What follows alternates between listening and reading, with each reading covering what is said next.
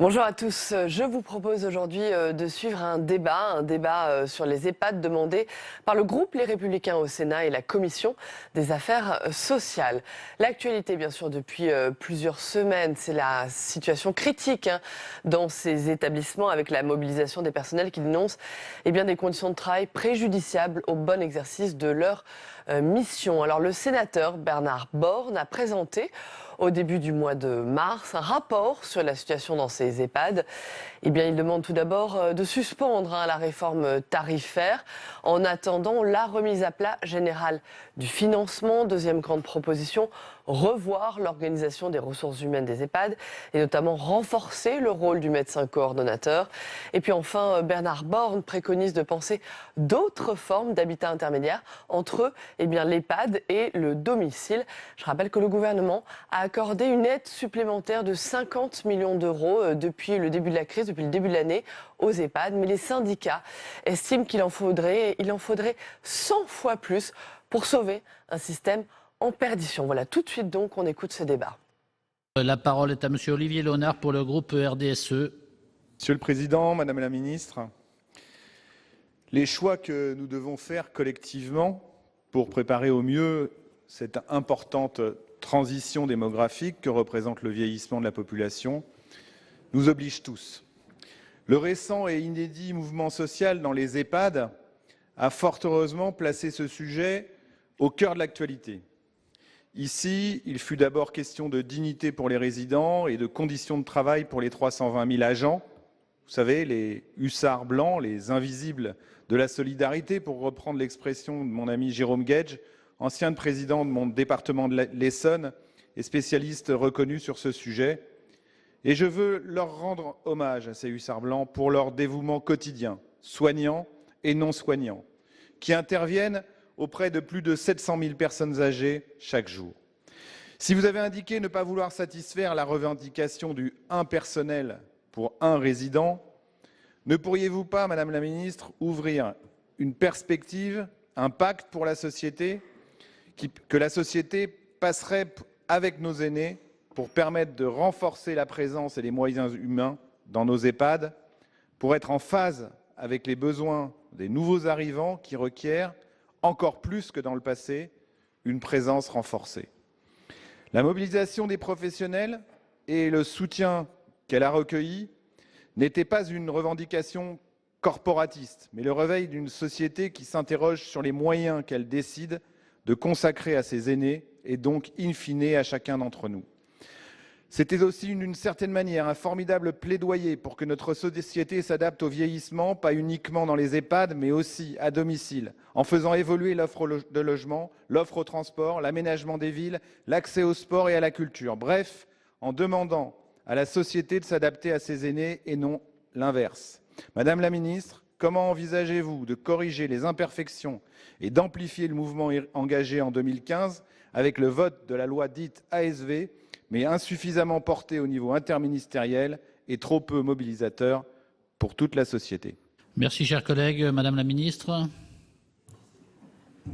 Monsieur le Président, Monsieur le Sénateur Léonard, peut-être plusieurs réponses à vos remarques.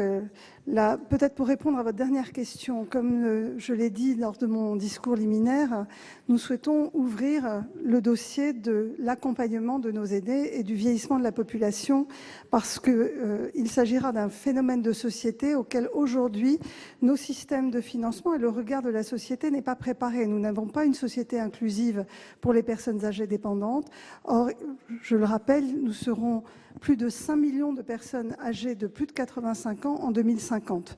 Et bien entendu, aujourd'hui, nous devons maintenant préparer cet avenir en proposant un modèle de prise en charge beaucoup plus proche des besoins des personnes. Aujourd'hui, les personnes n'ont le choix qu'entre le domicile et l'EHPAD. Il faut probablement une offre beaucoup plus diverse de façon à accompagner progressivement les personnes vers la dépendance, mais surtout une offre qui leur permette le plus longtemps possible de privilégier le maintien à domicile, ou en tous les cas le maintien dans un lieu de résidence qu'elles auront choisi, car l'EHPAD est rarement un lieu choisi.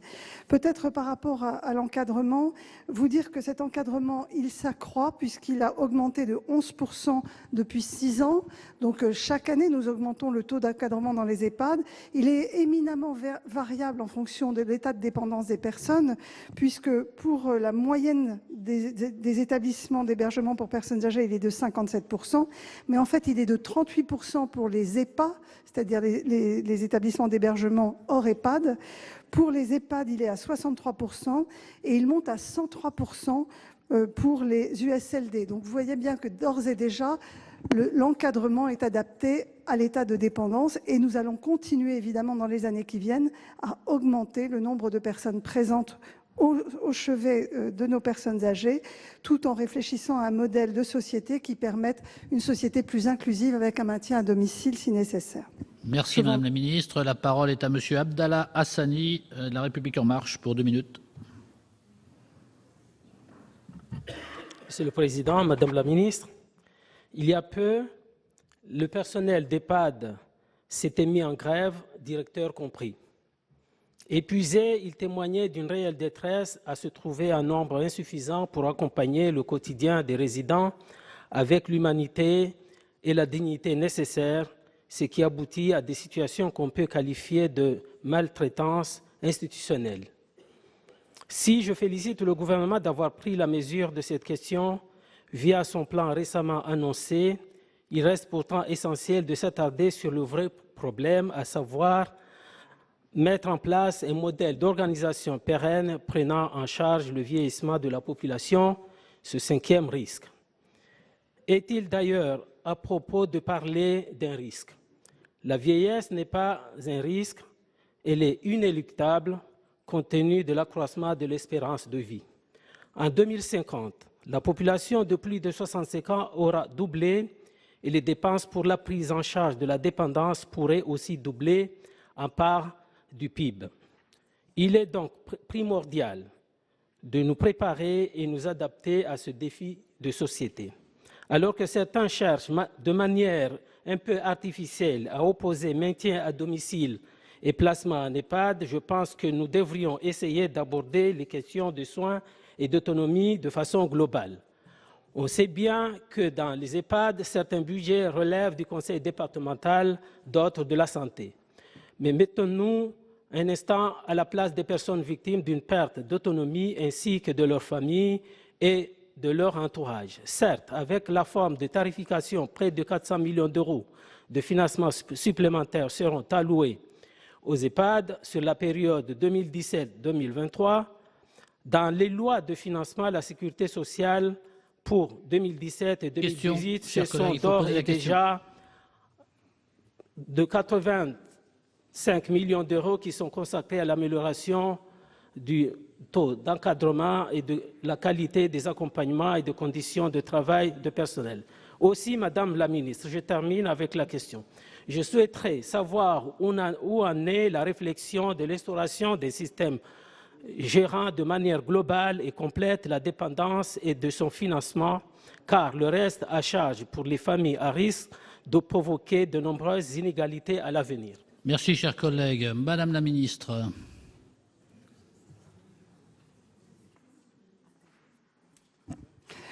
Monsieur le Président, Monsieur le Sénateur Hassani, vous posez la question du reste à charge des familles. Donc, c'est une question évidemment qui mérite toute notre attention puisque énormément de familles aujourd'hui ont des difficultés sur ce reste à charge. Il est évidemment dans la question de la réforme de la tarification absolument inenvisageable que les familles est une augmentation de leur reste à charge. La question est plutôt aujourd'hui comment faciliter la mise en place, ou l'hébergement en EHPAD pour les familles qui sont en difficulté. Et c'est la raison pour laquelle nous voulons modifier aussi le schéma des EHPAD actuels, offrir plus d'hébergement temporaire, offrir plus de répit pour les familles, faciliter des plateformes de services, issus des EHPAD qui iraient à domicile, et tout ça permettrait de réduire considérablement le reste à charge des familles. Après, se pose la question qui est posée depuis de nombreuses années, celle du financement du 5e risque, avec certains qui préconisent des assurances privées, d'autres au contraire un financement de l'État. Ce que je voudrais quand même rappeler aujourd'hui, c'est que la réforme de la tarification aujourd'hui va quand même bien améliorer la prise en charge des soins dans les EHPAD, puisque je l'ai dit, 85% des établissements vont être gagnants par la réforme de la tarification. Et nous avons fait un calcul pour évaluer le nombre de postes qui vont être créés grâce au budget soins qui va être alloué par les différentes lois de financement de la sécurité sociale.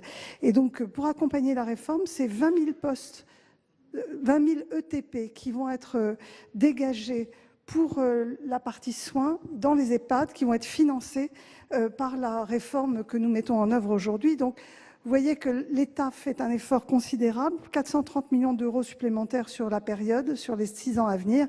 Mais évidemment, ceci ne préjuge en rien de la réforme plus générale que nous aurons à faire sur la prise en charge de la dépendance que vous posiez avec votre question et que nous ouvrons aujourd'hui avec cette consultation. Merci Madame la Ministre. La parole est à Madame Laurence Cohen pour le groupe CRCE. Oui, merci Monsieur le Président. Madame la Ministre, directeur, professionnel exerçant dans les EHPAD, toutes et tous s'accordent à dire que ce système est à bout de souffle. Madame la Ministre, nous vous avons auditionné il y a un mois en commission des affaires sociales sur la situation des EHPAD. Face à mes questions sur ces métiers majoritairement occupés par des femmes, métiers peu valorisés, faiblement rémunérés, vous m'aviez répondu notamment que ces femmes peu qualifiées ont peu de perspectives et que si l'on veut recruter des aides-soignantes, il faut améliorer l'attractivité du métier et promouvoir la gestion des carrières. Tout à fait d'accord, mais en attendant, je souhaiterais que vous puissiez m'expliquer comment ces salariés qui sont déjà débordés, faute d'effectifs, et dont les tâches s'allongent, à cause notamment de la suppression de nombreux contrats aidés, comment ces salariés pourraient bénéficier, y compris des formations qu'elles reçoivent, qui sont très parcellaires, et qu'elles puissent les mettre en application. Merci Madame Cohen. Madame la Ministre. Merci Monsieur le Président. Madame la sénatrice Cohen, vous avez tout à fait pointé la difficulté de recrutement aujourd'hui dans les EHPAD, notamment du personnel d'aide-soignant, puisque le nombre de personnes qui s'engagent dans la formation d'aide-soignante a été divisé par 4 en quelques années. Donc il y a une vraie difficulté d'attractivité de ces métiers. Nous travaillons aujourd'hui au sein du ministère pour la réévaluation du référentiel du métier d'aide-soignant, puisque c'était un engagement ancien, et nous relançons aujourd'hui les concertations sur ce référentiel. Au-delà des enjeux statutaires et des problèmes d'effectifs, il y a clairement la perspective de carrière une fois qu'on est aide-soignante, qui est aujourd'hui très fermée. Et donc, nous nous sommes engagés auprès des professionnels que nous avons consultés il y a 15 jours pour faciliter les formations, pour permettre des reconversions à mi-carrière. Nous devons également mieux former l'encadrement de ces métiers pour s'assurer que les fonctions d'encadrement puissent éventuellement être proposées à ces métiers, ce qui permettrait une valorisation des métiers des professionnels en EHPAD. Nous allons construire un plan métier et de compétences en lien avec le ministère du Travail et en lien avec les fédérations du secteur et les organismes de formation. Donc nous sommes en train réellement de prendre le sujet à bras-le-corps pour permettre à ces professionnels de trouver des perspectives de carrière qui permettraient qu'elles aient de nouveau envie d'entrer dans ces carrières. Certains m'ont souligné aussi la difficulté, quand on est jeune, à 20 ans, de s'engager dans une carrière d'aide-soignante et d'être confronté aussi rapidement à des questions de fin de vie qui sont réelles dans les EHPAD. Et je pense que nous devons, dans le cadre de la commission que nous avons sur la qualité de vie au travail dans les EHPAD, réfléchir aussi à comment accompagner ces personnes qui sont confrontées très jeunes à des situations douloureuses, quasiment hebdomadaires. Voilà, je vous remercie. Merci Madame la Ministre. Madame Cohen. Oui, merci Madame la Ministre. Quand on vous entend, effectivement, les paroles entrent en écho avec notre expérience, puisque au niveau de mon groupe, comme avec le groupe GDR à l'Assemblée nationale, nous faisons le tour de France des hôpitaux et nous allons également voir dans les EHPAD et nous constatons une grande souffrance des personnels. Mais le problème, Madame la Ministre, c'est de débloquer des moyens financiers et des moyens humains. Parce que ce que nous disent les personnels, outre leurs conditions éprouvantes et épouvantables, leurs conditions de travail, elles ont aussi affaire à des patients qui ont de plus en plus affaire à des résidentes et des résidents qui connaissent des troubles cognitifs, des maladies d'Alzheimer, des troubles extrêmement lourds et qu'elles ne sont pas formées pour ça. Et vos réponses, finalement, ne correspondent pas aux réalités de terrain. Alors moi, je veux dire, comment est-ce qu'on peut vouloir mettre en œuvre une politique de bientraitance envers nos aînés, qui sont vraiment, cette politique, c'est un choix de société, c'est un choix donc politique et c'est un choix qui doit être fait d'abord par le gouvernement. Et quand je dis c'est un choix, ça veut dire des personnels aides-soignantes, infirmiers en nombre suffisant, mais également des kinésithérapeutes, des orthophonistes. Donc il faut repenser le système qui est à bout de souffle. Et Madame la Ministre, je suis ravie quand vous mettez en place des commissions, des référents, etc. Mais ce sont des paroles qui sont loin de la mise en acte. Merci. La parole est à Monsieur Jean-Pierre Moga, l'Union centriste. Monsieur le Président, Madame la Ministre, mes chers collègues, le 28 décembre 2015, la loi relative à l'adaptation de la société au vieillissement a réformé la tarification des EHPAD. Son objectif a été d'anticiper les conséquences du vieillissement de la population. Cependant, l'application de certaines dispositions réglementaires a entraîné la diminution des dotations soins et dépendance dans les EHPAD de Lot-et-Garonne comme dans d'autres départements. Pour nos territoires situés en zone rurale, l'EHPAD répond à une demande importante des familles, notamment pour l'accueil des personnes souffrant de la pathologie d'Alzheimer ou de Parkinson. Je suis conscient des difficultés de la conjoncture actuelle, mais nous nous devons d'offrir des moyens identiques à nos aînés. Aujourd'hui, de nombreux acteurs des structures ont le sentiment que l'obligation de conclure des contrats pluriannuels d'objectifs et de moyens, à la place des anciennes conventions tripartites, a joué en la défaveur de nos territoires. Les dotations budgétaires intègrent maintenant le pathos moyen pondéré. Celui-ci, fixé à l'arrivée de la personne, n'est pas révisé ensuite, alors que l'entrée en établissement est justement liée à l'existence de polypathologies et qu'inéluctablement, l'état de la personne se dégradera rapidement. Les EHPAD accueillent toujours plus tardivement les personnes âgées, qui vivront en moyenne 2 ans et demi dans l'établissement. Ceci crée un préjudice en ce qui concerne la tarification. Nos EHPAD ont donc besoin de plus de moyens financiers et humains. Madame la Ministre, j'aimerais connaître les mesures envisagées par le gouvernement pour remédier à cette situation et donner aux EHPAD la possibilité de mieux assurer leur mission, garantir la prise en charge de nos aînés dans la dignité et permettre à leur personnel de travailler dans des conditions plus acceptables. Merci, chers collègues. Madame la Ministre. Monsieur le Président, Monsieur le Sénateur Moga, peut-être compléter vos propos, puisque la réforme comporte plusieurs volets dont certains sont absents en fait des débats. Cette réforme, elle permet aussi un nouveau cadre budgétaire qui donne de la souplesse aux établissements dans l'affectation de leurs résultats. Elle permet une tarification à la ressource dans un cadre pluriannuel et en fonction des besoins, plutôt qu'une négociation annuelle purement comptable. Concernant le forfait soins, je l'ai dit tout à l'heure, la progression sensible des tarifs soins permet à 85% des EHPAD de gagner des moyens supplémentaires tous les ans pendant 7 ans dans le cadre de l'ONDAM, soit une somme de 430 millions d'euros supplémentaires sur la période.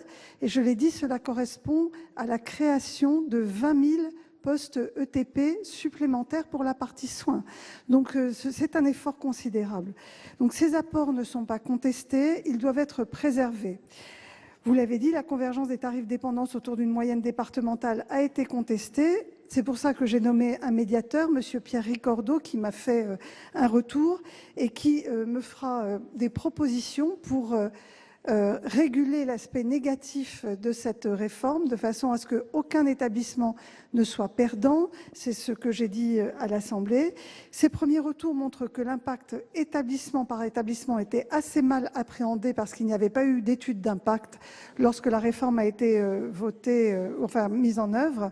Les impacts par établissement sont significativement plus importants que lorsque l'on regarde les effets par grande masse et par catégorie, mais très peu d'établissements sont réellement perdants. Sur 7 ans, c'est environ 20% des établissements. Et c'est pour eux aujourd'hui que le médiateur Pierre Ricordeau doit me faire des propositions de façon à neutraliser les effets négatifs de la réforme. Pour autant, on a mis également à la main des ARS un budget de 50 millions d'euros pour accompagner les EHPAD les plus en difficulté, ainsi que l'Agence nationale d'aide à la performance qui aidera les EHPAD sur l'organisation de leur gestion. Je vous remercie. Merci Madame la Ministre. La parole est à Madame Nadine Grelet-Certenais pour le groupe socialiste. Monsieur le Président, Madame la Ministre, mes chers collègues, le constat est sans appel. Les EHPAD vivent une véritable crise de modèle qui tient en grande partie à des raisons financières et au vieillissement massif de la population, je le rappelle.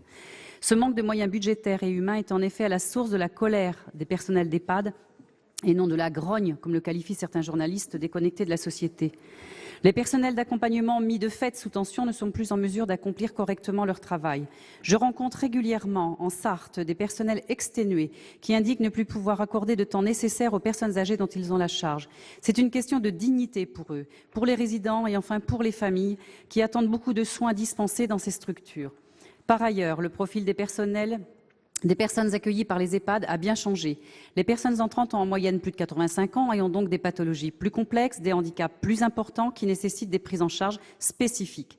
Cette évolution qui démontre à la fois la réussite du maintien à domicile explique cependant la réelle souffrance des aides-soignants qui se retrouvent sans cesse en décalage entre leur métier et la médicalisation inévitable de leur profession face à la perte grandissante d'autonomie des résidents, vous l'avez dit.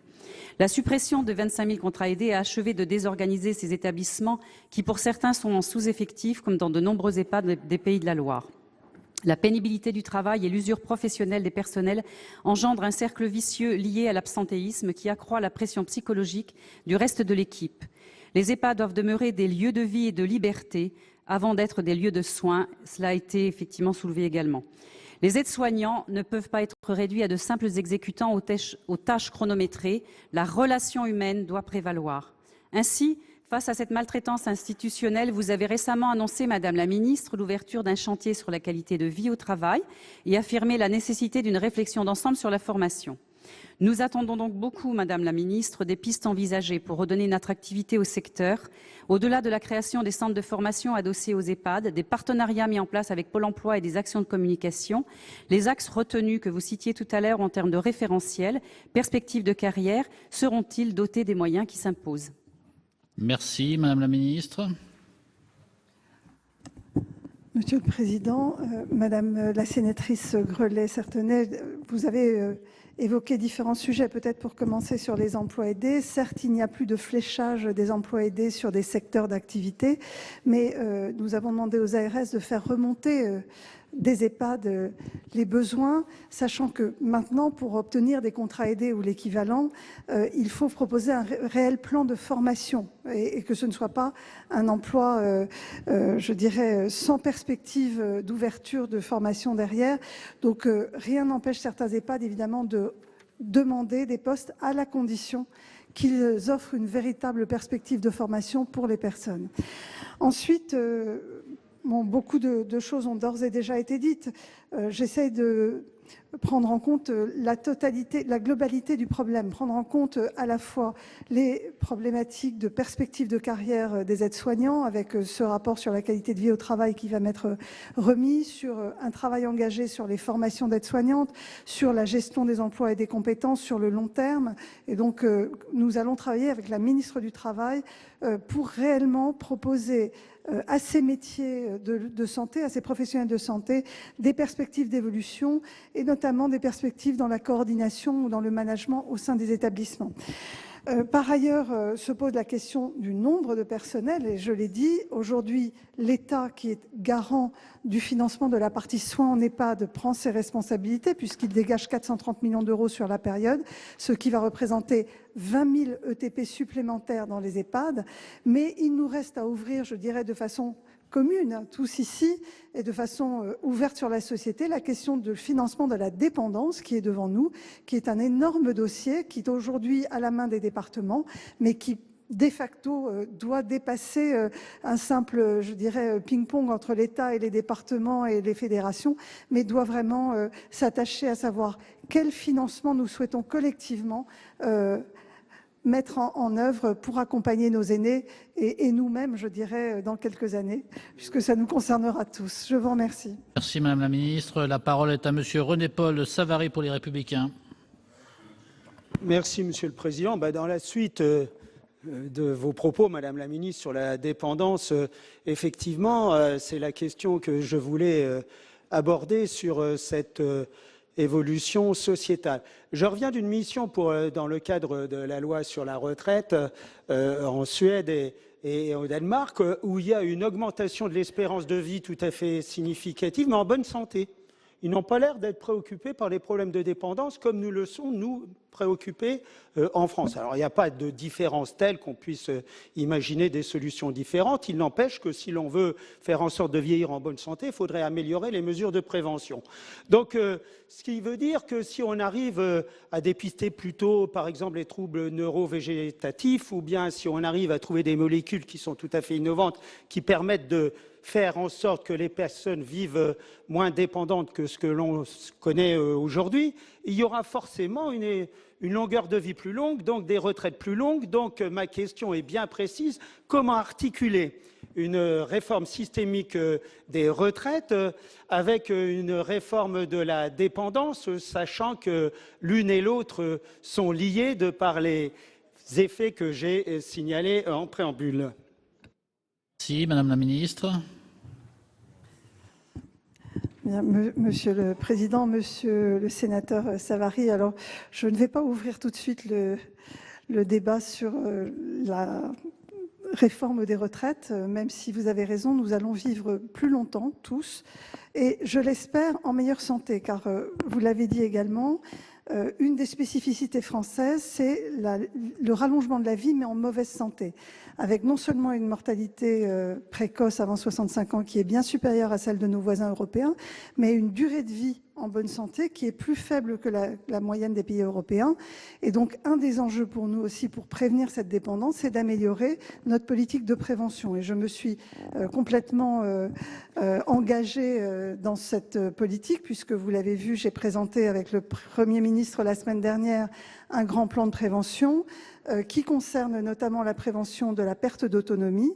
Là-dedans, le reste à charge zéro sur les prothèses dentaires, les lunettes et les prothèses auditives participera aussi à l'accessibilité aux prothèses et donc à la réduction de la perte d'autonomie.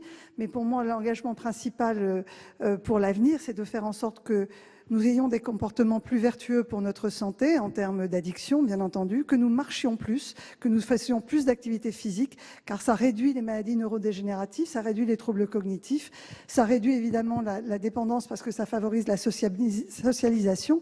Et donc, je dirais qu'un des grands enjeux pour accompagner le vieillissement et ces réformes à venir, c'est clairement d'améliorer notre capacité à rester longtemps en vie, en bonne santé. Et c'est vraiment la politique que je mène sur le versant santé, cette fois-ci, mais qui jouera bien entendu sur la dépendance dans 15 ou 20 ans. Merci. Monsieur Savary, pour une réplique, 40 secondes. Merci Madame la Ministre. J'ai relu avec attention le plan de prévention qui a été proposé il y a effectivement 1 à 2 semaines et j'ai trouvé que dans ce domaine-là, il n'y avait pas suffisamment d'implication, notamment dans le domaine de la recherche. Je pense qu'il y a des efforts significatifs à faire, mais il y a également la prévention budgétaire dans le problème de la dépendance, ce qui me paraît tout à fait essentiel. Et il faudra se tourner vers des systèmes assurantiels ou, comme l'a proposé le rapporteur, de façon très pertinente, faire en sorte que la prise en charge en établissement soit différenciée maintenant avec les viagers intermédiaires ou d'autres systèmes que le recours sur succession. Donc on voit encore qu'il y a un nombre important d'efforts à faire si on veut vraiment augmenter notre espérance de vie en bonne santé. Merci, chers collègues. La parole est à Madame Josiane Costes pour le groupe RDSE. Merci, Monsieur le Président. Madame la Ministre, mes chers collègues, grâce au progrès de la médecine, nous vivons de plus en plus longtemps, mais malheureusement, cet allongement de la durée de vie s'accompagne le plus souvent d'une perte d'autonomie. On peut regretter que la réforme menée sous le précédent quinquennat ne se soit saisie que de la question du maintien à domicile, reportant celle de la prise en charge en établissement et donc du délicat problème du reste à charge pour les résidents et leurs familles. En effet, le reste à charge des résidents est bien souvent trop élevé au regard de leurs ressources. Cette question est particulièrement prégnante dans mon département où le revenu moyen est l'un des plus faibles de France. Suite aux différentes mobilisations de personnel d'établissement, notre commission des affaires sociales s'est penchée sur une réforme ambitieuse de la dépendance, mais s'est surtout attachée à chercher des solutions immédiatement exploitables face à l'urgence. S'agissant du reste à charge, elle propose notamment d'autoriser les établissements à pratiquer des prix différenciés en fonction du niveau de ressources des résidents afin de diminuer le reste à charge des plus modestes. Pensez-vous, Madame la Ministre, que cette proposition puisse être mise en place rapidement afin d'accompagner au mieux nos aînés et de mettre fin à une situation qui n'est pas, selon le Haut Conseil à la famille, l'enfance et l'âge, digne d'un pays aussi riche que le nôtre? Je vous remercie. Merci, chers collègues. Madame la Ministre. Monsieur le Président, Madame la sénatrice Josiane Costes, alors peut-être pour rappeler comment fonctionne le coût de l'hébergement, un résident en EHPAD aujourd'hui paye un tarif hébergement, un tarif dépendance. Il peut bénéficier d'aides assumées par les départements pour payer sa facture, l'aide sociale à l'hébergement et l'allocation personnalisée d'autonomie. Et selon une étude de la CNSA de 2016, le coût médian d'une place en EHPAD est de 1 949 € par mois pour le résident. Et ce coût médian prend en compte le coût de l'hébergement et le tarif dépendance correspondant au tarif GIR 5-6 dont on parlait tout à l'heure. Les aides publiques ne couvrent donc que 40% des dépenses. Le reste à charge pour les résidents, aujourd'hui, en prenant en compte l'ASH, est de 867 € par mois, auxquels s'ajoutent les 720 € de gîte et de couvert, soit un reste à charge global de 1 587 €. Et c'est un montant, évidemment, qui dépasse les revenus courants pour un résident sur deux, qui ont donc un reste à vivre négatif. C'est donc une préoccupation forte, évidemment, à la fois pour les familles, les individus, mais également pour le gouvernement, puisque nous avons demandé un rapport. Le Haut Conseil de la famille, de l'enfance et de l'âge a rendu ses conclusions et elles vont servir de base à la réflexion collective. Mais par rapport à la proposition que vous faisiez, Madame la sénatrice, en fait, nous souhaitons l'expertiser plus à fond parce que certaines personnes nous font penser que cela pourrait augmenter en fait le reste à charge des résidents. Et donc il convient aujourd'hui, avant de prendre une décision, d'être certain de l'impact individuel de telles préconisations. Je vous remercie. Madame Coste, pour réplique. Ce problème du reste à charge est une angoisse pour les personnes âgées et pour les familles dans des départements où les revenus sont très très bas. Et moi, je connais personnellement dans mon département des personnes qui restent seules à domicile dans des villages éloignés parce que donc il y a ce problème du reste à charge qui les freine et qui retarde la mise en établissement. Donc elles sont souvent seules, dépendantes et donc vivent dans des conditions qui sont très difficiles. Donc, je vous remercie. Merci, chers collègues. La parole est à Madame Brigitte Lherbier pour le groupe Les Républicains. Monsieur le Président, Madame la Ministre, mes chers collègues, nous pouvons tous nous réjouir de l'amélioration globale de la qualité de la vie et de la santé de chacun. Le système de la sécurité sociale mis en place en France après la Seconde Guerre mondiale a incontestablement permis aux plus fragiles d'être mieux soignés et de vieillir à une époque où l'espérance de vie était de 63 ans pour les hommes et 69 pour les femmes. Le vieillissement de la population entraîne des conséquences qu'il nous faut gérer afin de mieux vivre ce phénomène. Tous dans nos familles ou dans notre entourage, nous avons été confrontés à la perte d'autonomie d'un proche. Cette perte d'autonomie liée à des difficultés grandissantes de mobilité ou de maladies neurodégénératives nous interroge, car arrive le moment où la famille n'est plus en capacité d'assurer seule cette prise en charge. La question du placement en EHPAD se pose alors. Il s'agit souvent d'une vraie question pour les familles, car le reste à charge pour le résident est très lourd, lorsqu'il est de conditions modestes. Après déduction des différentes contributions publiques, APA, APL, ASH et la réduction d'impôts, il restera en moyenne aux résidents plus de 73% des frais à régler à l'établissement. Il n'est donc pas rare que la famille du résident soit mise à contribution. L'enjeu du financement de la dépendance et des EHPAD est par conséquent hautement stratégique. Élu d'une ville frontalière de Belgique, j'ai pu constater comment l'accueil des personnes âgées était organisé avec plus de simplicité, plus d'humanité. Beaucoup de Français envient cet hébergement moins frayeux et surtout moins aseptisé et plus chaleureux. Alors que les retraités d'ordinaire si résignés ont été poussés à défiler massivement, madame, dans la rue en réaction à la baisse de leur pouvoir d'achat par prélèvement sur la CSG, pouvez-vous nous assurer, malgré toutes ces raisons, que le gouvernement ne délaisse pas ses aînés? Merci, cher collègue. Madame la ministre. Oui, Monsieur le Président, Madame la sénatrice Lherbier, bon, vous parlez de la CSG. Je rappelle que cette augmentation de CSG ne touche pas 40% des retraités les plus modestes, fort heureusement, et donc il convient de le rappeler systématiquement.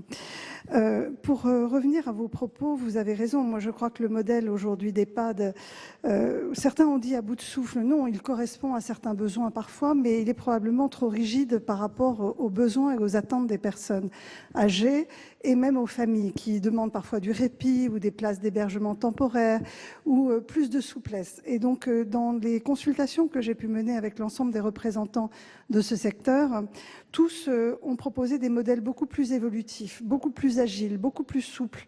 Et donc, c'est ce modèle-là qu'il nous reste à inventer. Et c'est là-dessus, évidemment, que nous commençons à construire une feuille de route pour le gouvernement, de façon à ne pas avoir un choix binaire entre le maintien à domicile, avec les difficultés que nous connaissons pour les familles et les aidants, qui sont parfois épuisés, et ce choix terrible, parfois, pour les familles, de devoir mettre quelqu'un en EHPAD, parfois à distance de leur domicile, avec une culpabilité. Et donc, nous cherchons des modèles alternatifs, des modèles progressifs, où l'EHPAD pourrait être parfois une plateforme d'appui pour des services multiples. Et c'est cette souplesse-là que nous allons inventer ensemble dans les mois qui viennent, je l'espère, avec, je l'espère aussi, un consensus général. Je vous remercie. Merci Madame la Ministre. La parole est à Madame Patricia Schillinger pour La République En Marche. Oui, Madame la Ministre, le projet de loi de financement de la sécurité sociale pour 2018 a prévu des mesures de soutien pour les EHPAD pour un total de 160 millions d'euros, dont 72 millions d'euros supplémentaires pour recruter du personnel cette année. La question du taux d'encadrement dans les EHPAD est récurrente. Elle est actuellement d'environ de 0,6 équivalent temps plein pour un résident. Cette moyenne recouvre une variété de situations, mais on peut néanmoins en extraire quelques observations générales. Le taux d'encadrement est plus élevé en fonction du degré de dépendance et le taux d'encadrement dans les EHPAD privés commerciaux est plus faible que dans les EHPAD publics. Nous souhaitons évidemment que le taux d'encadrement actuel continue d'augmenter pour le bénéfice de tous les résidents et le bien-être des professionnels. Cependant, comme l'adresse l'a souligné dans sa publication de septembre dernier, plus d'un tiers des EHPAD déclarés rencontraient des difficultés de recrutement. Aussi, Madame la Ministre, dans le cadre des réflexions et des travaux en cours sur les EHPAD, quelles pistes envisagez-vous pour inciter, voire contraindre à un taux d'encadrement adapté pour chaque établissement et également pour promouvoir les professions d'aide-soignants, d'infirmiers, personnel éducatif et social et agents des services hospitaliers qui ont en charge un travail difficile et des horaires contraignants et ont besoin de formation continue et de reconnaissance. Il faudrait aussi accompagner les bénévoles qui font un travail formidable et n'ont pas de formation. Merci, chers collègues. Madame la Ministre. Monsieur le Président, Madame la sénatrice Patricia Schillinger, nous n'avons pas aujourd'hui l'intention de contraindre. Pourquoi ? Parce que contraindre voudrait dire qu'aujourd'hui, les EHPAD ont les mêmes organisations, les mêmes modes de gestion, le même type de résidents et il est il est clair quand on visite les EHPAD que certains sont très bien structurés, travaillent en réseau, ont déjà rationalisé un certain nombre de fonctions de support et que d'autres, au contraire, ont besoin d'être accompagnés dans leurs organisations. Donc, avant de contraindre, je préférerais que nous ayons un diagnostic précis sur les EHPAD. C'est la raison pour laquelle j'ai confié aux ARS la mission d'aller au cas par cas examiner les EHPAD les plus en difficulté, avec, je l'ai dit, une enveloppe dédiée de 50 millions d'euros pour les aider. Mais au-delà de ça, dans l'ONDAM, nous avions déjà dédié 28 millions d'euros à un accompagnement des EHPAD. Donc cela fait 78 millions d'euros qui vont être dédiés à cet accompagnement, rien que pour l'année 2018. Mais de les accompagner aussi sur le plan technique avec l'ANAP. Parce que c'est seulement quand on aura amélioré ou harmonisé un certain nombre d'organisations en EHPAD que l'on pourra se poser la question de ce taux d'encadrement et de son uniformité qui, aujourd'hui, est clairement lié parfois à des différences d'organisation. Par ailleurs, vous l'avez dit, il convient de l'adapter au cas par cas en fonction de l'état de dépendance des résidents. Et ces résidents, aujourd'hui, lorsqu'ils sont, par exemple, atteints de la maladie d'Alzheimer, ont des taux d'encadrement qui sont proches de 1 pour 1 dans les unités spécialisées. Donc, d'ores et déjà, quand les résidents sont en très grand état de dépendance, ce taux d'encadrement est pratiquement atteint. Je vous remercie. Merci Madame la Ministre. La parole est à Monsieur Dominique Vatrin pour le groupe CRCE. Oui, les EHPAD publics ne survivent que grâce à l'abnégation, au dévouement de leur personnel, pourtant sous-payé, et malgré le peu de reconnaissance morale ou matérielle. Le principe de convergence tarifaire, séduisant en soi, aboutit, dans le cadre d'une enveloppe financière fermée, à ce paradoxe que des personnels soignants sont retirés de trop d'EHPAD publics, déjà en tension, au profit des EHPAD lucratifs dont la vocation est d'abord de satisfaire le retour sur investissement des actionnaires. Il vous a fallu des mois de dénégation, Madame la Ministre, pour admettre que ce constat était loin d'être marginal. Il faut maintenant aller plus loin. Ayez le courage de stopper cette réforme désastreuse que certains départements, soucieux du bien-être de leurs personnes âgées, gèlent à coût de centaines de milliers d'euros. Écoutez l'appel au secours des personnels et directeurs d'établissements. Il vous rappelle les promesses du plan Villepin, un personnel pour un pensionnaire en EHPAD, administratif compris, soit 6 soignants pour 10 résidents. C'était il y a 10 ans et ce serait trop coûteux aujourd'hui. La question qui est posée en réalité, ce n'est pas l'adaptation des moyens au dogme de la réduction des dépenses publiques, c'est celle du financement pérenne de la perte d'autonomie, aide à domicile, hébergement intermédiaire, c'est vrai, EHPAD. Ce sont en fait des dizaines de milliards d'euros qu'il faudra bien trouver si notre société veut faire face dignement au défi du vieillissement. Et cela ne sera possible, selon nous, qu'en revenant au principe fondateur de la sécurité sociale, le financement de tous les aléas de la vie par la cotisation sociale, c'est-à-dire là où se créent les richesses dans l'entreprise, n'en déplaise à Monsieur Bonne. C'est possible dès maintenant, en s'attaquant par exemple à la fraude sociale, en revoyant les exonérations massives de cotisations sociales ou en taxant les revenus des actionnaires et des grandes fortunes au même niveau que les salaires. C'est effectivement un choix de société, vous l'avez dit. Il faut savoir choisir, Madame la Ministre, entre les 5 milliards d'euros de cadeaux supplémentaires aux plus riches des budgets 2018, par exemple, et la satisfaction des besoins sociaux que vous pensez satisfaire avec seulement 430 millions d'euros sur 7. Merci Madame la Ministre.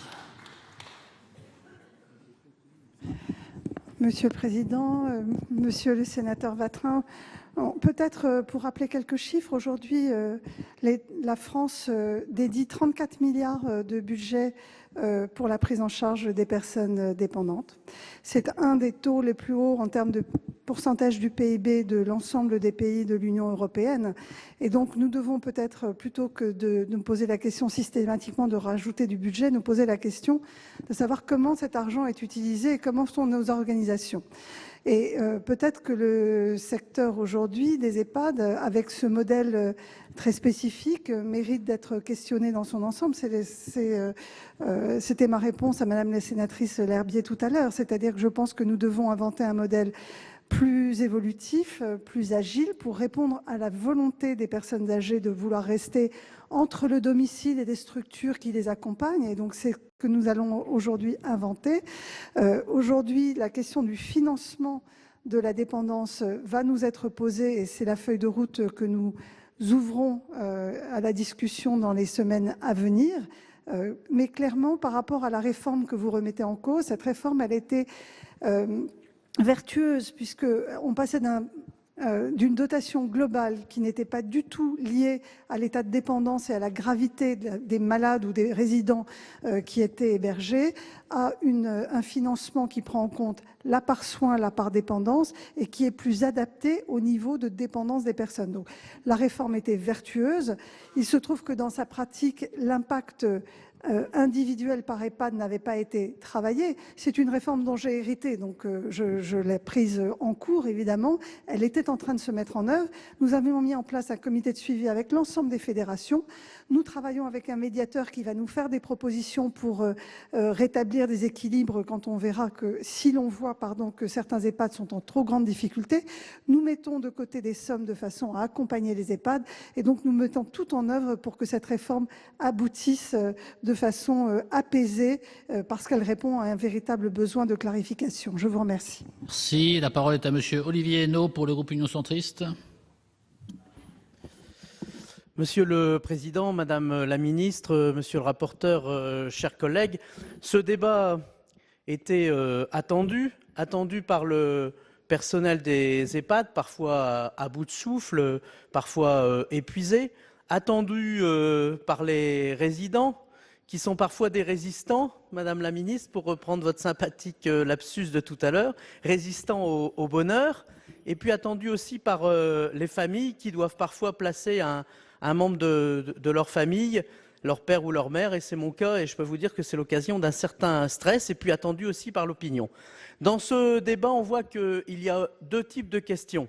La question de l'adaptation des EHPAD, la question des moyens, la question et la sémantique parlent d'elle-même, puisqu'on est passé des maisons de retraite aux établissements pour personnes âgées dépendantes, et donc il y a ce type de questions, mais il y a aussi un deuxième type de questions, c'est celle de l'innovation, celle de la recherche de nouvelles réponses qu'on peut conceptualiser derrière le terme EHPAD hors les murs. Et donc, ces EHPAD hors les murs peuvent se traduire par le maintien à domicile, par l'accueil familial, mais aussi par des structures adaptées. C'est ce que nous innovons dans le département du Nord, notamment en faisant en sorte de rassembler des personnes isolées dans des appartements de 3 ou 4 chambres avec une gouvernante. Et donc la question par rapport à ces innovations, c'est celle de la téléassistance, des équipes soignantes, de l'accueil d'urgence aussi pour ne pas encombrer les urgences de l'hôpital, de la vidéoassistance ou du dossier médical partagé.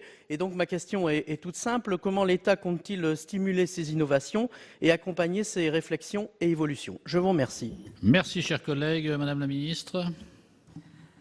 Merci, Monsieur le Président. Monsieur le sénateur Henno, c'est une excellente question, effectivement, puisque ce sont ces innovations organisationnelles qui sont les expérimentations pour tracer la feuille de route de demain. Donc, des dispositifs innovants se multiplient dans plusieurs départements. Et nous avons, lors de notre échange avec les fédérations hospitalières et les fédérations qui gèrent aussi les services à domicile, évoqué toutes ces pistes. Vous avez raison, aujourd'hui, les financements pour ce type d'expérimentation ne sont pas très clairs. Il nous faut probablement mettre en place un centre de ressources pour accompagner le maintien à domicile. Ça, c'est clair que l'EHPAD pourrait être un centre de ressources avec une plateforme d'appui permettant tout un tas de services. Mais au-delà de ça, il y a les regroupements de personnes qui seraient mieux accompagnées au sein de résidences autonomie, résidences seniors et tout un tas de modèles qui existent dans d'autres pays. Aujourd'hui, j'ai demandé à la CNSA de réfléchir, puisque pour les innovations sur la perte d'autonomie, c'est la conférence des financeurs qui aujourd'hui mène ou est capable de financer un certain nombre d'innovations. Mais je pense qu'il nous faut être en capacité d'expérimenter. et nous n'avons pas de source de financement dédiée à l'expérimentation pour les organisations innovantes. L'article 51 de la loi de financement de la sécurité sociale va permettre un certain nombre d'expérimentations, mais probablement pas les expérimentations de structures nouvelles. Et donc, il va falloir que nous progressions pour être en capacité d'offrir effectivement des solutions adaptées aux besoins des personnes, car aujourd'hui, notre système est trop rigide entre l'EHPAD et le domicile. Je vous remercie. Merci Madame la Ministre. La parole est à Madame Sophie Taillé-Polian. Merci Monsieur le Président, Messieurs les rapporteurs et Madame la Ministre, mes chers collègues. L'aide sociale départementale à l'hébergement vise à prendre en charge une partie ou la totalité du coût de l'hébergement d'une personne résidant dans un établissement ayant signé une convention d'aide sociale. Elle est versée sous condition de revenus et est récupérable par succession. Les établissements peuvent être habilités à l'aide sociale sur l'ensemble de leurs places ou sur une partie de celle-ci seulement.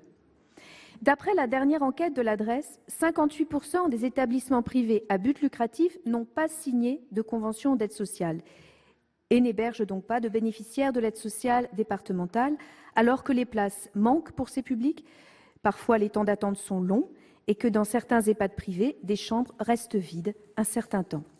La part des EHPAD privés à but lucratif dans l'offre globale connaît par ailleurs de très fortes disparités selon les territoires. Dans 3 régions, Île-de-France, PACA et Corse, les EHPAD privés à but lucratif représentent plus de 28% des places totales. Certains départements, Alpes-Maritimes, Bouches-du-Rhône, dépassent même la barre des 50%, alors que pour les personnes âgées modestes, les places manquent et les temps d'attente sont longs. Comme cela se pratique dans certains plans locaux d'urbanisme, qui obligent les programmes immobiliers à intégrer une part de logements locatifs sociaux, ou comme la CAF réserve une part des places en crèche à des enfants dans des difficultés particulières dans les établissements qu'elle finance, ne serait-il pas souhaitable que les EHPAD privés à but lucratif doivent mettre une quote-part de leur place à disposition des personnes bénéficiaires de l'aide départementale, permettant de réduire le temps d'attente d'une place pour ces bénéficiaires? Madame la Ministre, quelles propositions portez-vous pour garantir une juste répartition territoriale des places d'accueil accessibles à tous, y compris en envisageant une modulation des tarifs en fonction des revenus, bien entendu, pour que cela soit faisable pour les personnes accueillies, alors que l'on sait que certains groupes d'EHPAD privés à but lucratif sont cotés en bourse et se révèlent être de très juteux placements pour les investisseurs. Je vous remercie. Merci. Madame la Ministre.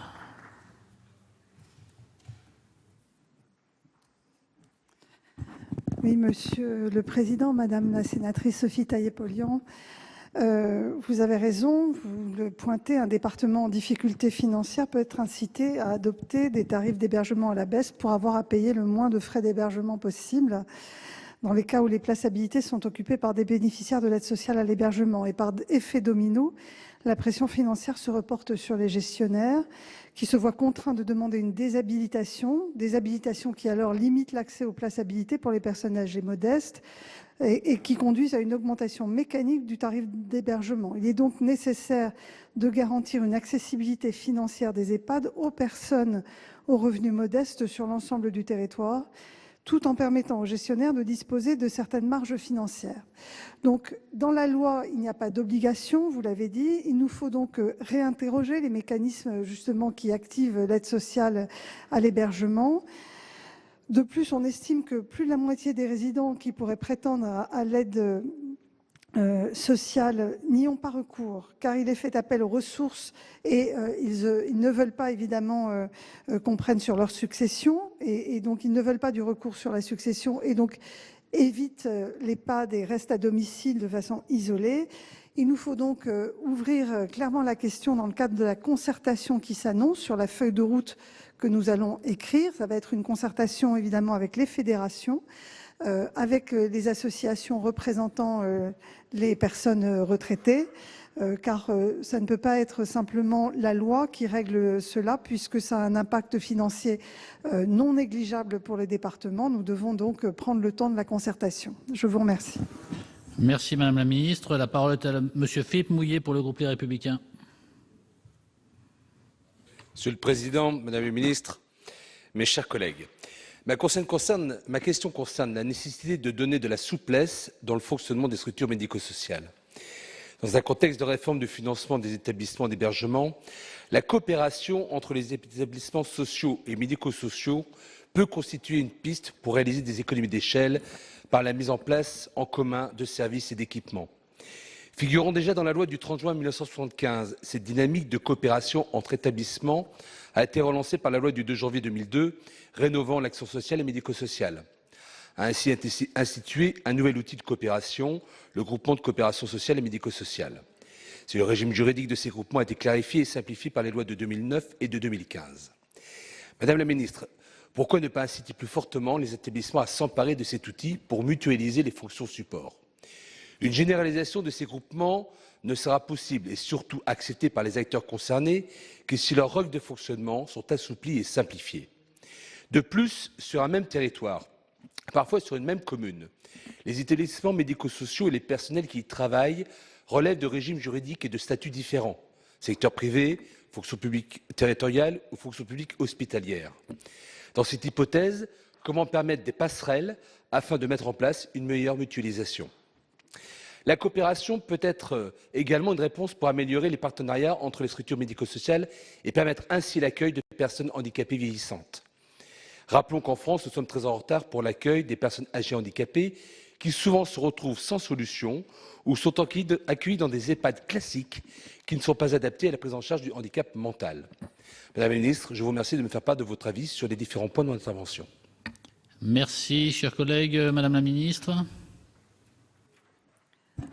Oui, Monsieur le Président, Monsieur le Sénateur Mouillet, écoutez, vous posez une excellente question qui est celui de la mutualisation des fonctions de support, des coopérations, des regroupements.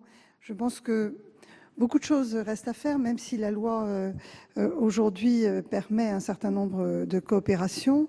Je crois qu'effectivement, nous avons un enjeu qui est devant nous, qui est d'améliorer l'efficience d'un certain nombre d'établissements. Certains ont des gestions extraordinaires, d'autres peuvent être accompagnés pour progresser et peut-être coopérer ou se regrouper pour favoriser des mutualisations, ce qui permettrait de dégager des fonctions de support du personnel plus proche des résidents. C'est ce que nous souhaitons et nous voyons bien que le travail est un travail de dentelle parce que d'un département à l'autre, d'un bassin de vie à l'autre, les situations sont extrêmement différentes. Certains territoires sont d'ores et déjà très bien organisés, d'autres vont devoir être accompagnés. Donc, bien entendu, le gouvernement réfléchira à tout ce qui, dans la loi, permettra un assouplissement et des mutualisations possibles entre les secteurs. Pour en revenir à la question que vous posez sur la prise en charge des personnes handicapées ou des personnes atteintes de pathologies psychiatriques aujourd'hui qui sont de plus en plus nombreuses, l'article 51 de la loi de financement de la sécurité sociale pourrait proposer justement des innovations organisationnelles pour favoriser des liens entre les différents secteurs et des prises en charge plus adaptées à ce type de résidents. Je vous remercie. Merci Madame la Ministre. La parole est à Madame Jocelyne Guidez du groupe Union centriste. Monsieur le Président, Madame la Ministre, mes chers collègues, notre société fait face à un vieillissement de sa population. Ce constat se traduit notamment par l'accueil de personnes de plus en plus âgées dans les EHPAD. Comme l'indique le rapport de la mission d'information sur ce sujet, en 2015, 38% des résidents avaient plus de 90 ans, contre 26 en 2007. En outre, parler de la situation des EHPAD, c'est avant tout s'intéresser à deux questions centrales. Comment mieux vieillir? Comment mieux accompagner les personnes âgées? À cette occasion, j'aimerais mentionner cette très belle phrase de Stephen Hawking, à qui je veux rendre hommage. L'intelligence, c'est la capacité de s'adapter au changement. Alors, comme nous le constatons tous, notre société se transforme, les moyens de communication évoluent, la technologie également, et c'est là une bonne chose. Ainsi, il appartient à la puissance publique, mais aussi aux acteurs privés, de s'adapter à ce changement. Si j'ai souhaité intervenir à l'occasion de ce débat, c'est justement pour parler d'innovation technologique. En effet, il faut savoir que 90% des emplois et de l'activité de la Silver Economy sont orientés vers les services à la personne et les EHPAD. Voilà la réalité. Par ailleurs, dans ce domaine, de formidables avancées ont été faites, aussi bien pour accompagner la personne âgée, sécuriser ses déplacements, que pour améliorer la qualité de vie et préserver le lien social. Au fond, pour faciliter son quotidien. Les exemples ne manquent pas. Objets connectés pour prendre la tension ou le poids, piluliers informatisés, sol composé de capteurs pour prévenir les chutes, robots, tableaux interactifs, tablettes pour échanger avec l'extérieur, etc. Enfin, en dépit de certains discours parfois trop pessimistes, à nous, mes chers collègues, de défendre ces belles réussites, d'encourager ces start-up et de favoriser l'esprit d'entreprendre. Par conséquent, Madame la Ministre, comment le gouvernement entend-il soutenir ces acteurs économiques, mais également faciliter l'installation de ces nouvelles technologies, souvent très coûteuses pour les établissements? Je vous remercie. Merci, chers collègues. Madame la ministre. Oui, Monsieur le Président, Madame la sénatrice Guidez, vous avez raison, la silver economy aujourd'hui est au cœur du bien vieillir et évidemment, nous allons prendre en compte cette filière dans le cadre de la feuille de route que nous ouvrons aujourd'hui, puisque c'est une filière encore en devenir. Je voudrais dire que ce marché de la silver economy a été évalué pour la France à 92 milliards d'euros en 2013. Il devrait atteindre les 130 milliards d'euros en 2020. Alors, au-delà de la structuration et de l'appui à cette filière, il faut se poser la question de savoir comment ces nouvelles technologies s'intègrent dans nos modèles et dans les EHPAD notamment, puisque certains de ces équipements peuvent contribuer à améliorer la prise en charge des personnes âgées en EHPAD. Au-delà de ça, je voudrais d'ailleurs rappeler que la télémédecine va d'ores et déjà se déployer en EHPAD, puisque nous avons mis de côté un financement pour équiper les EHPAD en dispositifs de télémédecine de façon à éviter des hospitalisations inutiles. Mais au-delà de la télémédecine, il peut y avoir des freins ou des réticences à les utiliser, cette nouvelle technologie. Le degré de maturité des technologies et l'adaptation et leur adaptation réelle à l'environnement n'est pas toujours au rendez-vous. Et donc, il faut qu'on ait une véritable stratégie d'évaluation d'abord de ces nouvelles technologies et une stratégie d'achat. Et ça rejoint la question que me posait M. Savary tout à l'heure sur la recherche sur la perte d'autonomie. Juste pour répondre à vous deux, dans le programme national de santé publique que j'ai présenté cette semaine, il va y avoir le pendant qui est un plan de recherche en santé publique. Et dans ce plan de recherche, il y aura évidemment les recherches sur la prévention de la perte d'autonomie, où là, ces nouvelles technologies pourront être évaluées parce qu'aujourd'hui, il n'y a pas de cadre très clair d'évaluation. Enfin, nous allons donc inclure évidemment cette silver economy dans la feuille de route. Nous allons essayer d'identifier les besoins, prendre en compte les attentes à la fois des personnels et des résidents, et puis améliorer notre capacité d'expertise, puisqu'aujourd'hui, nous sommes un peu en déficit de capacité d'évaluer ces nouvelles technologies pour les inclure. Enfin, pour faire en sorte que ça se déploie, il faut favoriser des mutualisations, des centrales d'achat dans les EHPAD, comme on en voit dans les hôpitaux, et je crois que c'est quelque chose, évidemment, que nous allons favoriser. Je vous remercie. Merci Madame la Ministre. La parole est à Madame Michèle Meunier pour le groupe socialiste. Merci Monsieur le Président, Madame la Ministre, chers collègues. La maltraitance financière est un phénomène dont il est encore peu courant de parler. Il n'y a pas de chiffres, mais les professionnels du secteur en témoignent. De plus en plus de personnes dont la vulnérabilité s'accentue avec le nombre des années, nos aînés, sont touchés par ce fléau. Cette maltraitance financière est difficile à quantifier tant il est des non-dits et des réticences à faire état des faits. Les victimes elles-mêmes n'ont parfois pas pleinement conscience d'être abusées. Les professionnels du secteur, de leur côté, peinent à témoigner, faute de réelle protection des sources, pourtant inscrites dans la loi. Escroquerie, vol, abus de procuration, détournement d'aide sociale, emprises diverses perpétrées par des personnes proches ou tierces, avec, comme le précise une première définition, ayant pour dessein, je cite, « l'appropriation de ressources financières d'une personne à son détriment, sans son consentement ou en abusant de sa confiance ou de son état de faiblesse physique ou psychologique ». Cette première définition, Madame la Ministre, est issue d'un rapport remis en 2011 et rédigé par Alain Koskas, président de la Fédération internationale des associations de personnes âgées. Ce même auteur vous a remis en février dernier un nouveau rapport. Si un certain nombre de propositions ont été prises en compte dans la loi d'adaptation de la société au vieillissement, la maltraitance financière dans les EHPAD doit être un chantier à nouveau ouvert. Le Haut Conseil de la famille, de l'enfance et de l'âge a décidé de se saisir pleinement de ce contenu en l'inscrivant à son programme d'action pour l'année 2018. Madame la ministre, qu'en est-il des actions de ce gouvernement pour mettre en place des mesures et enrayer ce fléau qui touche nos aînés? Je vous remercie. Merci, Madame la Ministre. Oui, Monsieur le Président, Madame la sénatrice Michèle Meunier. La maltraitance financière, effectivement, représente un aspect encore défaillant de la protection des personnes et du respect de leurs droits, qui nécessite un renforcement de certaines dispositions pour mieux identifier, prévenir et limiter ce risque d'emprise et d'abus. La maltraitance financière en établissement se caractérise surtout par des pratiques générales, comme la privatisation de leurs biens, la précarité financière et matérielle, ou encore des pratiques commerciales et financières abusives.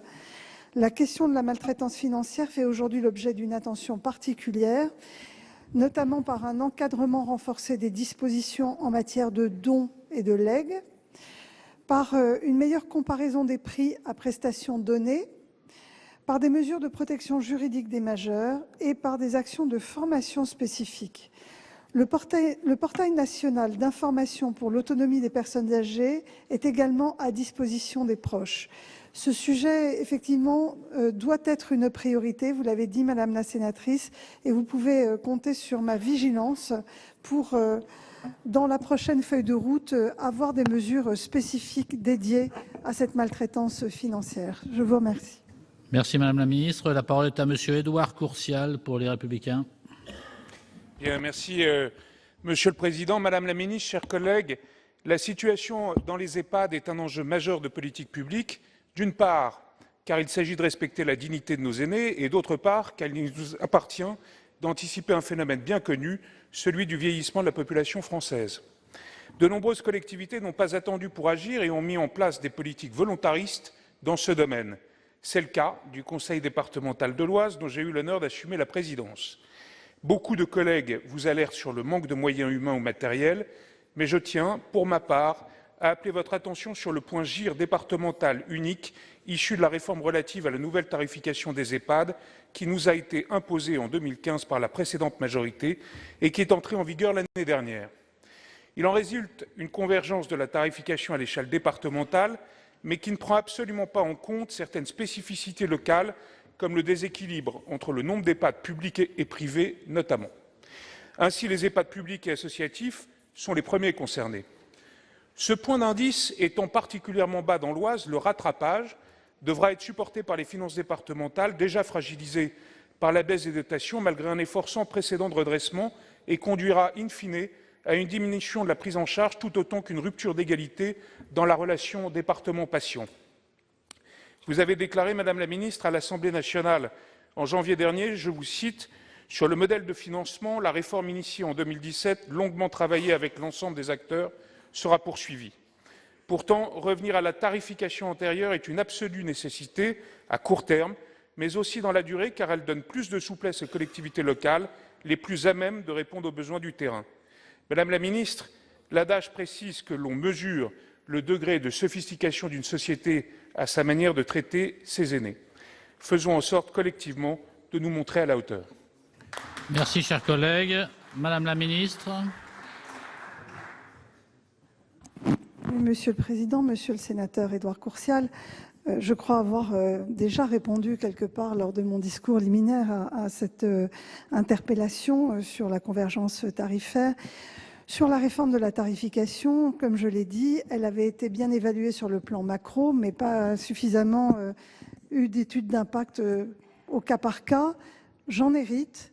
J'ai mis en place un comité de suivi.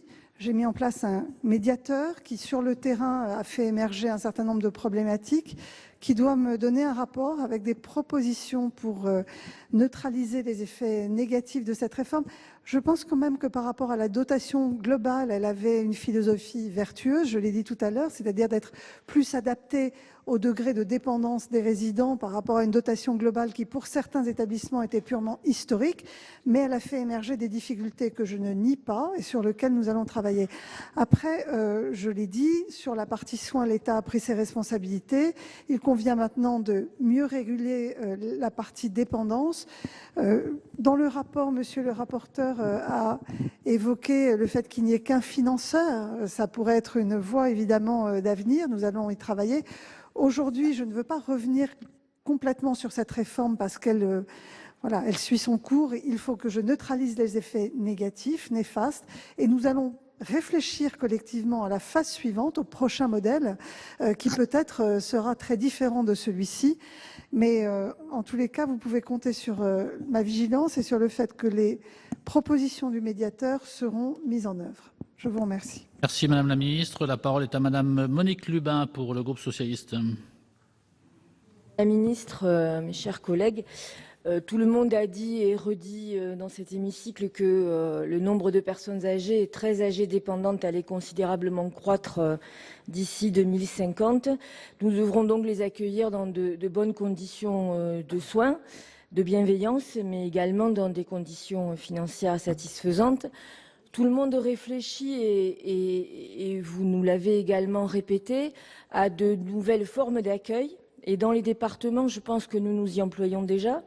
Nous expérimentons notamment les résidences autonomie, qui sont des solutions satisfaisantes, mais qui ne pallieront pas les besoins en matière d'accompagnement de fin de vie, parce que c'est quand même de ça dont il s'agit. On nous parle aussi beaucoup de maintien à domicile. Alors, le maintien à domicile, nous y travaillons beaucoup dans nos départements, et notamment avec les nouvelles technologies dont ma collègue a parlé tout à l'heure. Cela dit, si on regarde le coût de ce qu'est le maintien à domicile, il est également très important pour les départements, et notamment pour les personnes âgées qui sont en GIR 1 et en GIR 2. Pour ce qui relève en tout cas de la question financière, ça ne réglera pas tous les problèmes. Il faudra, je pense que c'est imparable, il faudra créer de nouvelles places d'ici à 2050 pour accueillir ces personnes âgées très dépendantes qui auront besoin de soins très conséquents. Nous devrons continuer à les accueillir dans des EHPAD. Donc, Madame la Ministre, alors que les comptes publics s'améliorent, ferez-vous le choix d'une programmation prévisionnelle de création de places dans les 4 ans qui viennent, et inciterez-vous les collectivités à créer des établissements publics garants de tarifs nettement plus compatibles avec les revenus des Français, dont on a pu voir lors d'une audition sur l'avenir des retraites qu'ils ne progresseront pas au même rythme que l'allongement de la durée de vie? Merci, chers collègues. Madame la Ministre. Oui, Monsieur le Président, Madame la sénatrice Lubin, vous l'avez dit, le maintien à domicile est aussi parfois une difficulté. Et c'est la raison pour laquelle il me semble absolument nécessaire d'ouvrir aujourd'hui la réflexion sur toutes les modalités d'accompagnement des personnes âgées en fonction de leur envie. Parce que nous avons deux modèles assez je dirais, rigides, qui sont d'une part le maintien à domicile, d'autre part l'EHPAD, très peu d'hébergement temporaire, très peu de résidences autonomie ou seniors. Or, la réalité, c'est qu'une personne peut choisir de vouloir aller dans une résidence autonomie, d'autres vouloir rester à domicile, et il faut impérativement que notre modèle s'adapte au désir des personnes âgées, ce qui n'est pas le cas aujourd'hui. Donc, j'espère bien proposer dans la feuille de route des modalités évolutives, beaucoup plus agiles, je l'ai dit tout à l'heure, permettant tout un panel de solutions par rapport à un moment de vie de la personne, parce qu'on peut même imaginer qu'à un moment donné de sa vie, elle perd en autonomie, puis qu'elle la récupère au bout d'un certain temps de rééducation. Il faut donc que les solutions ne soient pas fermées et définitives. Alors, par rapport au nombre de places d'hébergement nécessaires, c'est un rapport que j'ai demandé au HCAM, au Conseil pour l'avenir de l'assurance maladie, que de me faire de la prospective sur les besoins en places en EHPAD, mais aussi en places intermédiaires. Et d'ores et déjà, la loi de financement de la sécurité sociale pour 2018, nous avons prévu 4 500 nouvelles places d'hébergement en EHPAD, plus 1 500 places d'hébergement temporaire qui sont déjà financées pour cette année. Nous discuterons ensemble des besoins pour 2019 dans quelques mois. Et ce rapport du HCAM permettra de nous éclairer collectivement sur les besoins, en attendant que nous ayons des modèles beaucoup plus souple à proposer à nos personnes âgées. Je vous remercie. Merci Madame la Ministre. La parole est à Madame Christine Bonfanti-Dossat pour le groupe Les Républicains. Monsieur le Président, Madame la Ministre, Monsieur le Président de la Commission, Monsieur le rapporteur, chers collègues. La semaine passée, en Lot-et-Garonne, 3 ex-employés de la maison de retraite de Fumel ont été condamnés à 4 mois de prison avec sursis pour violence volontaire sur personnes vulnérables. Cette affaire n'est pas isolée. Elle s'ajoute à une liste malheureusement longue de faits de maltraitance. La maltraitance peut être le fruit d'actes délibérés ou résulter le plus souvent d'une forte pression sur les personnels qui ne peuvent exercer leur métier consciencieusement. L'absence de moyens humains et financiers est mal vécue à tous les niveaux. Par le personnel en sous-effectif, obligé de travailler à un rythme de plus en plus difficile à tenir, par des patients à qui on prodigue des soins en mode dégradé et leurs familles qui sont en situation de détresse morale. Une fois ce lourd diagnostic rappelé, il convient de reconnaître que la colère est profonde et va bien au-delà d'un seul mouvement de grève. Dans mon département, cette situation est particulièrement critique. Des réponses ont été cependant apportées, mise en place d'un numéro d'écoute et de signalement, création dans les conseils départementaux de cellules de contrôle de la qualité des services dans les EHPAD. Elles sont autant de démarches pertinentes qui attestent d'une bonne prise de conscience du problème et d'une volonté sincère d'agir, tant il semble nécessaire de trouver un système pérenne de financement de la dépendance des personnes âgées et primordial de répondre à la situation budgétaire implosive dans laquelle se trouvent certains EHPAD. Mais il ne faut pas l'oublier, c'est bien le travail quotidien du personnel aidant qui définit la qualité de l'accueil d'une personne âgée. Madame la Ministre, je m'interroge sur 2 points. Qu'allez-vous faire pour améliorer leur formation, garante d'un accompagnement de qualité, et qu'allez-vous faire pour revaloriser cette profession afin de mieux la rémunérer et susciter davantage de vocations? Vous parliez vous-même tout à l'heure de difficultés de recrutement. Chers collègues, Madame la Ministre. Oui, Monsieur le Président, Madame la sénatrice Bonfanti-Dossat, peut-être un petit glissement sémantique quand même entre maltraitance institutionnelle et maltraitance individuelle. Je pense que quand on est condamné à 4 mois de prison, on parle de maltraitance individuelle et intentionnelle, et je ne crois pas que ce soit la situation dans la majorité des EHPAD, fort heureusement. Donc, mettons de côté ces 3 personnes dont vous parliez qui ont dû faire des actes très répréhensibles. Sur la difficulté à travailler en EHPAD et sur les questions de maltraitance et de bientraitance, nous avons mis en place la commission bientraitance avec la secrétaire d'État Sophie Cluzel, qui est présidée par le conseiller d'État Denis Piveteau, qui connaît extrêmement bien ces questions et qui va nous faire des propositions. Cette commission bientraitance se fait en présence de personnalités qualifiées, des représentants syndicaux et des représentants des fédérations. Et il va falloir effectivement aider à former les personnels des EHPAD pour favoriser les bonnes pratiques. Et ça, c'est un enjeu évidemment de formation et de prise de conscience.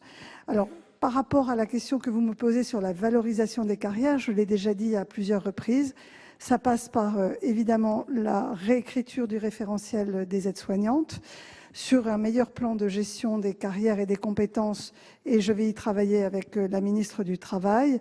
C'est offrir des perspectives à ces professionnels qui s'engagent, et puis travailler, je l'ai dit aussi tout à l'heure, et on n'en a pas beaucoup parlé, sur un meilleur accompagnement de la fin de vie en EHPAD, parce que quand on discute avec ces professionnels, et notamment avec les plus jeunes, c'est aussi une des difficultés qui rend le métier extrêmement difficile à exercer au-delà de la charge de travail. C'est la douleur de ne pas être aidé pour accompagner dignement et correctement des personnes en fin de vie. Ça pose la question des soins palliatifs, de notre capacité à les mettre en œuvre en EHPAD.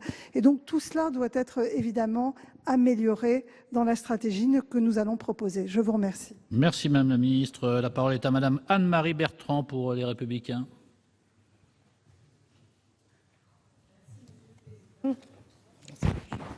Madame la Ministre, nous estimons qu'en 2050, une personne sur 3 aura plus de 60 ans. L'allongement de la durée de vie, l'augmentation des maladies chroniques et des pathologies psychologiques nous obligent à prendre la mesure de la situation. La Caisse nationale d'assurance maladie indiquait fin 2017 que l'aide aux personnes âgées était le seul secteur en France qui voyait ses taux d'arrêt maladie et d'accidents de travail augmenter. C'est à mon sens révélateur d'un réel malaise. Les bas salaires du personnel entraînent une crise de vocation et je crois pouvoir dire, sans trop prendre de risques, que personne ici n'a envie d'être accompagné à la fin de sa vie par un personnel épuisé et découragé. Le personnel souffre de cette situation et je tiens d'ailleurs à leur manifester toute mon admiration. Et par voie de conséquence, les résidents et leurs familles. Les inégalités dans nos territoires sont criantes. Dans les Alpes-Maritimes, le point GIR est de 5,68, alors que, par exemple, dans la Creuse, il est de 8,22. Vous me direz sans doute que les conseils départementaux doivent faire un effort. C'est le cas dans les Bouches-du-Rhône qui va l'augmenter à 6,06 pour un coût de 1,7 million. Mais ils ne pourront pas tous le faire. Se défausser ainsi sur les départements ne fait pas honneur au gouvernement et créera des inégalités insupportables face au vieillissement. Madame la ministre, ma question est simple. Quelles seront vos mesures pour une plus grande équité de traitement dans l'accompagnement de nos aînés? Merci, chers collègues. Madame la ministre. Monsieur le Président, Madame la sénatrice Bertrand, vous pointez du doigt peut-être une difficulté ou quelque chose qu'il nous faudra discuter tous ensemble, c'est que la politique du vieillissement est une politique décentralisée. Le rapport de la Cour des comptes montre un rapport de 1 à 2,5 dans l'investissement des départements autour de la dépendance et du vieillissement. Et c'est probablement un des sujets que j'aurai à discuter avec Dominique Bussereau lorsque je le rencontrerai prochainement, parce que nous avons un travail collectif à mener pour ouvrir cette feuille de route avec une politique très décentralisée. Il convient évidemment que nous soyons tous en phase sur ce que nous sommes capables de financer. Et je ne jette pas du tout la pierre aux départements, car certains départements sont en très grande difficulté du fait de leur démographie. Et donc, ça n'est évidemment pas une critique dans ma bouche, mais la nécessité d'harmoniser, de réfléchir ensemble à comment faire mieux collectivement pour mieux accompagner les personnes âgées. Donc, ensuite, vous avez évidemment parlé des personnels. Je crois que j'ai déjà dit beaucoup sur les personnels en EHPAD. Il convient évidemment de revaloriser ces carrières, de donner plus de perspectives. Ce sont des emplois locaux, ce sont des emplois qui ne sont pas délocalisables, qui peuvent avoir un intérêt dans beaucoup de territoires. Et donc, nous avons collectivement un autre regard à porter sur ces emplois. C'est aussi un regard de la société. Ce n'est pas que l'État ou les départements.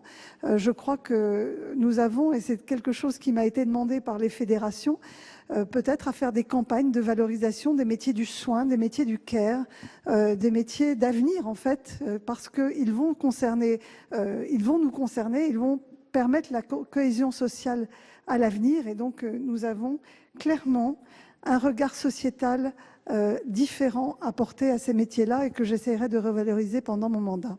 Je vous remercie. Madame la ministre, la parole est à Madame Laure Darcos pour le groupe Les Républicains. Merci Monsieur le Président. C'est toujours très difficile de passer après autant d'orateurs. On a l'impression d'être un peu redondant, donc je vous prie de m'excuser, Madame la Ministre. La réforme tarifaire des EHPAD avait un objectif louable, simplifier l'allocation des financements et offrir davantage de transparence sur les tarifs et les coûts des établissements. Elle est cependant à l'origine d'un fort mouvement de contestation qui a mis en lumière le mal-être des personnels et les conditions de vie parfois médiocres des résidents. Dans mon département de l'Essonne, une analyse par structure conduit à constater que l'établissement le plus fortement impacté verra son budget dépendance chuter de près de 200 000 € d'ici 2023. Cela représente une baisse de plus de 5 équivalents temps plein. Je dois vous avouer ma surprise, Madame la Ministre, lorsque, répondant à une question écrite que je vous avais posée avant le conflit social, vous m'aviez répondu qu'il était loisible aux conseils départementaux d'apporter eux-mêmes un soutien ponctuel aux établissements en difficulté par le biais de financements complémentaires et d'ajuster la valeur du point GIR. Je ne saurais assez insister sur l'effort financier important consenti par le conseil départemental de l'Essonne pour accompagner la réforme tarifaire et apurer progressivement les déficits des établissements en convergence négative sur la dépendance. Une somme d'1 million d'euros a ainsi été réservée en 2017. Par ailleurs, il faut souligner qu'à l'impact financier de ce soutien départemental s'ajoute celui de la revalorisation significative des EHPAD privés lucratifs, des établissements qui ne sont pourtant pas confrontés aux mêmes contraintes, en particulier s'agissant de l'habilitation à l'aide sociale ou encore des statuts du personnel. Si votre annonce de crédits supplémentaires fléchés par les agences régionales de santé vers les établissements en difficulté représente une avancée incontestable, l'hébergement en établissement reste une période délicate de la vie des personnes âgées, dépendantes, dont la fragilité nécessite une prise en charge humaine et professionnelle par des personnels dévoués, formés et bien rémunérés. Alors, comme nombre de mes collègues avant moi, comment comptez-vous corriger cette situation nationale sans que les départements, avec des dotations d'État toujours plus amenuisées, n'aient pas à remplir ce rôle à eux seuls? Merci Madame la Ministre. Merci, chers collègues. Madame la Ministre. Oui, Monsieur le Président, Madame la sénatrice Laure Darcos, peut-être pour répondre plus largement à la question, vous dire que l'État, déjà cette année, va quand même mettre sur la table 28 millions d'euros dans le cadre de l'ONDAM médico-social au financement pour aider les EHPAD les plus en difficulté, auquel j'ai rajouté 50 millions d'euros à la main des ARS via le financement, le FIR, qui est le financement régional. Donc nous avons 50 et 28, c'est-à-dire 78 millions d'euros pour accompagner les EHPAD les plus en difficulté cette année, auxquels nous devons ajouter 10 millions d'euros pour recruter des postes d'infirmières de nuit, ce qui va probablement améliorer le niveau d'anxiété des personnels la nuit, qui souvent sont amenés à envoyer les personnes âgées aux urgences, alors qu'on pourrait probablement les maintenir s'il y avait un meilleur accompagnement en soins, et puis auquel il faut rajouter 72 millions d'euros dédiés à l'accompagnement de la partie soins, c'est-à-dire le financement soins des EHPAD. Donc au total, 160 millions d'euros vont être dégagés cette année pour les EHPAD, dont un grand nombre de millions d'euros pour les EHPAD les plus en difficulté.